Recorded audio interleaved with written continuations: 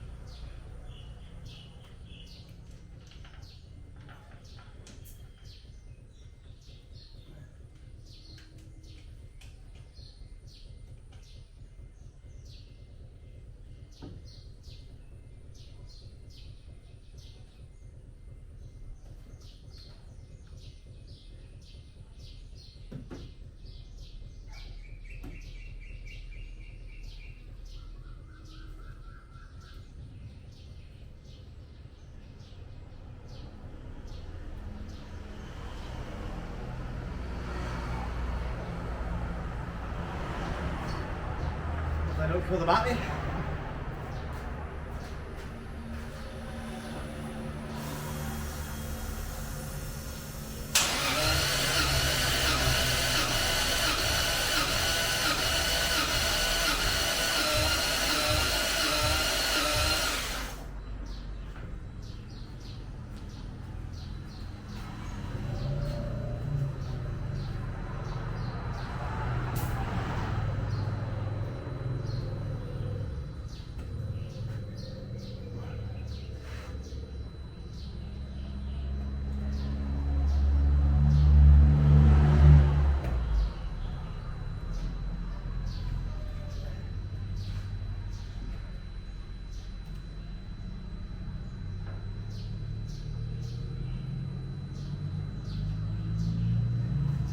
Right, that's not been great. That's like 100 psi.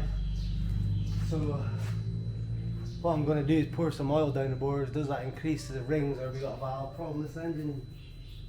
It's maybe because it's a cold test, but the engine runs fine, pools, everything. So watch this space. Let's hold on, try this next test.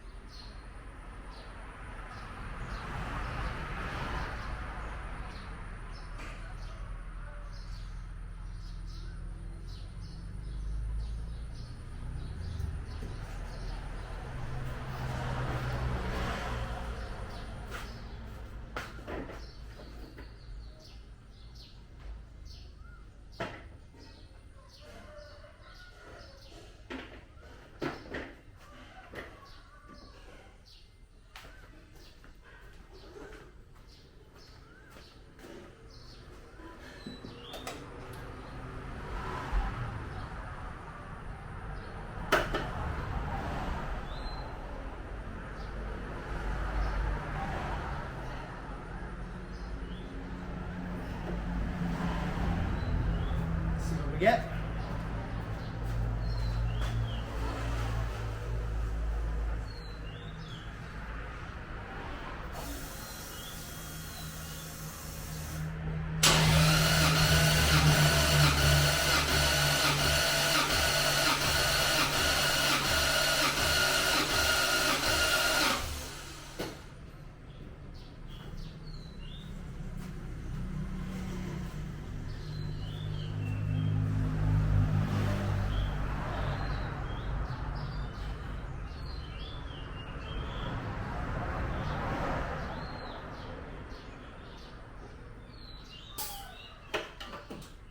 So, doesn't look like it was a good story. Poured some oil down the bores, or one or two of them just to check. The compression jumped up considerably, not even near the numbers it should be, so there's possibly worn rings in this engine, so we'll be selling the engine as it is. I'll be opening it up, we'll be inspecting it. If it does turn out there's something in the bottom end, probably put forged internals in it. Rods, pistons, we'll maybe get billet mains or whatnot, and we'll see what we do with it from there. But a bit of a hit, but I knew this kind of going in a little bit, so we're just getting to stripping her down and start getting some money back and see where we end up.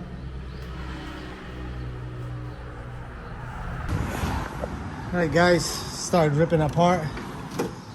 All the wiring's out, ECU's out, full, all the dashes and stuff's out. Still need to rip the interior, not going into that yet. Been all over the place a little bit. Bunch of the front ends off, intercooler's off, intercooler pipes are off. Need to drain the rad, drain the fuel, drain the oil. All the coils are out. What else have I done? Oh, my brain's not working, I'm so tired.